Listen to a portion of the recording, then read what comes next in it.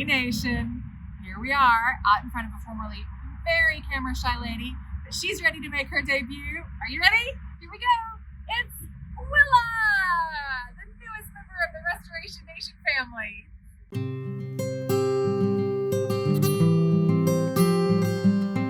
Hey friends, well, here we are at last at our beautiful Willa. We're gonna do our walkthrough that we've been waiting for what, I don't know, months at this point. We're finally gonna get to show you around this gorgeous lady. First, thanks to the city of Louisville for trusting us with this incredible project.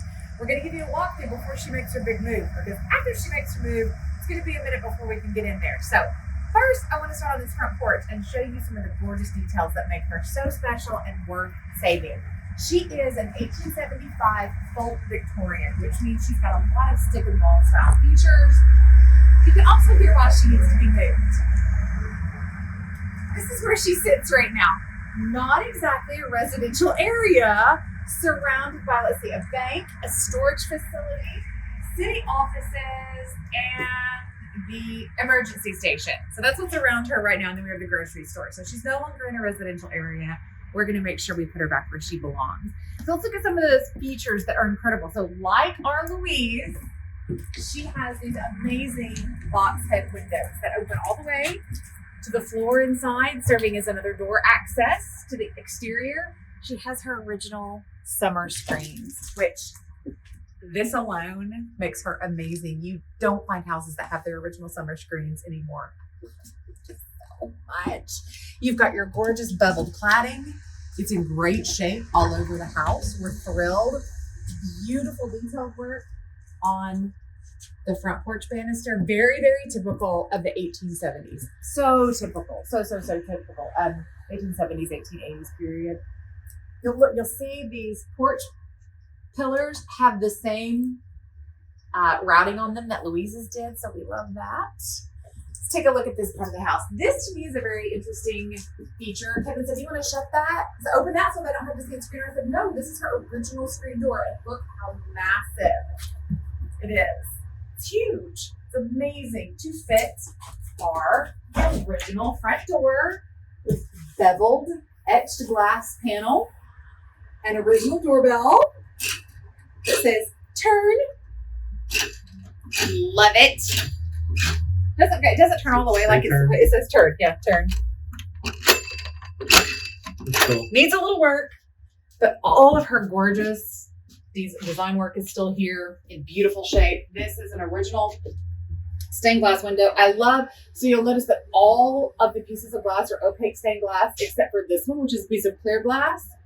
I'm assuming probably so that the lady of the house could look out and decide whether or not to let you in. But I am the new lady of the house, and I am going to let you in.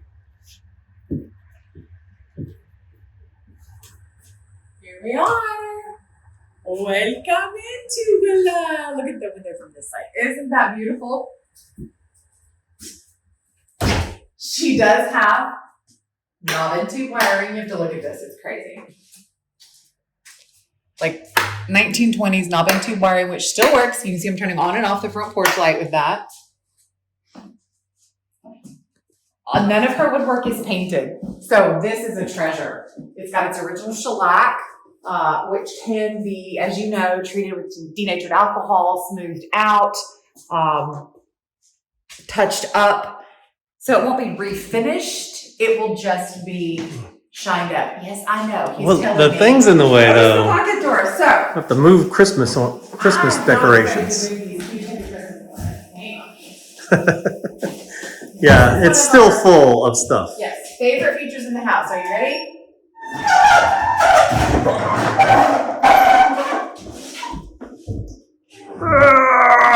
Well, there's spiders on it, so I don't want to get too close to it. But look at this. We have two of these double-size pocket doors. I can't get that one closed all the way. Oh, well. Yeah, it needs a little. Well, once we move it, it's going to need a lot of work. Yeah. I have a feeling. It really rolls better than Still many I've still on seen. its rails. Yeah. Beautiful folk Victorian. Kind of in a transitional period with this house, too. You see East Lake influence here. But then some of the detailing is a little softer than true stick style Victorian. So it's a tiny bit transitional. It's got its original tiles around the fireplace here. These are our gorgeous box head windows from the inside. We'll be having Andrew come to take these all out so they stay safe. See if they open. All right. I thought we opened one of them. Maybe Did that we? one opens. Maybe not. I don't know. Maybe not. But again, stunning. She does have a lot of our original plaster, which you guys know I'm passionate about. We have some friends that are passionate about windows. I'm passionate about plaster, but we know we're going to lose a lot of this in the move. So we're sort of psychologically preparing to lose the plaster in the move. This door is 8 feet across. Look at that. This one's 6 feet. This one's wider. Is that 8 feet or 7 feet? 6. 6. So what's this one? 6. No, this one's not as wide as that one. Wide. Oh no, she's gone. Gorgeous. Beautiful. Coming into the dining room, you see we have plaster loss. That's because once again, the ceiling, the roof of this house is in terrible condition. It's basically open, not quite as bad as Louise was, but it's getting very close. It's open on both sides of the house. We have water intrusion in every single room. So we need to get this lady moved and a new roof put on her ASAP before things get really dire. Beautiful bay window with, again, all original windows and her original wooden louvered shutters. Come show the hardware on these shutters, sweetie. Can you see the Eastlake style hardware on all the shutters? And they still work beautifully. Switch to lock them. Let me see that little. So fantastic. More original details. Another amazing mantle with encaustic tile, which is one of my favorite things. That down here is the encaustic tile. I know. I was trying to show some of that. It's dark in here, though. It's so dark in here. One of my favorite things about the Victorian era, one of my favorite design styles from Victorian period houses is encaustic tile, and we don't find a lot of it in the South. And this house has 2 spots that has encaustic tile, so I love that. Let's put the flashlight on it. Sure. You can see it better now. Love it. And then beautiful fire surround, original tiles again, and that gorgeous caramel, crackle caramel finish. Yeah, you can see it so much better now. Beautiful mantle. In the corner, we have a built-in china cabinet for the nice china. Now we're about to look at literally my favorite rooms in the house. So here we have a butler's pantry. This is one of the coolest configurations I've ever seen. So we have 2 pantries, actual pantries that mirror one another, original with their original hardware. Then we have a louvered window that I guess is truly just for airflow. We have to remember. It's really too tall to be a pass-through. It can't be pass through and it doesn't open. It's never opened. It's just a louvered space, I'm guessing, for airflow, because the area behind Kevin right now would have been a open air breezeway. So this wall is not original. It would not have been here. Oh no, Kevin's down goes Kevin. Man down. This is not original. So this would have been an open air breezeway. This is the original kitchen here. We'll go in here in a second, but I'm going to show you more of the butler's pantry. And then so you can see that's an exterior. Yes, that's our beveled cladding again. Cladding. And then you would have gone into the butler's pantry, and then this room, guys, this is amazing. Look, we have original food prep space with drawers. If it's original hardware, and then our original shelving for serving dishes. I'm going to assume maybe some canned goods as well. So I'm really thinking that this window is just for ventilation. Maybe hot food was brought into here to be plated. It would be very, very hot in the summer. You're going to have a number of people working in this space. Got to keep the air moving? I really don't know. That's an interesting feature. I'll have to ask my friend Scott. He'll know what it is. Scott Reed at Saving Old Houses. So here is the original kitchen portion of the house with our sink. We have our fantastic original sink. This house has so many individual parts and pieces that alone are worth saving the home for. And then you put them all together and you think, oh my gosh, this house is an original time capsule. It's incredible. This is where the original where the original stove would have been, with your stovepipe right there. So now that we've seen my favorite side of the house, let's go look at the bedrooms. Also gorgeous. Not as interesting. But are bedrooms ever, really? I think the reason I say that is because of this. Look familiar? Dun, dun, dun. We can't buy a house that doesn't have a hole in the roof. We just can't. It just it doesn't work like that for us. So this is where we've been having a lot of water intruding. We have complete delamination of this ceiling. Lots of water damage down the walls. It's considerably worse than it was the first time we looked at this house back in August. The first walkthrough that we had with the city was in August, right after Louise burned. It was the trip that we came back after Louise burned. We got to come in and look at Willa. And this hole was an eighth the size it is now. There was none of this detritus on the floor. And this mantle wasn't pulling away from the wall. It's completely pulled away from the wall. You can see the original unpainted plaster back here. We also have a gorgeous original summer cover, which I love. It's so beautiful. Lovely mantle. It is, like we said, it is pulling away from the wall. So let's say hope it stays put. And fabulous encaustic tile, like we have in the dining room. Same pattern, same color. This was not, I don't know what I've said already. I'm tired. It's been a long day, but this was not in this condition when we were here. These boards were not missing. You could, in August, you could see all of this. So we've got real structural compromise in this room just in the last couple of months from water intrusion. We have, on the bright side, all the original windows with our wavy glass, all intact. We have the beautiful moldings, the bullseye trim, the picture rail is extant. And we have in here plumbed in for a wee bath. Kevin, would you like to join me in the bath? I will.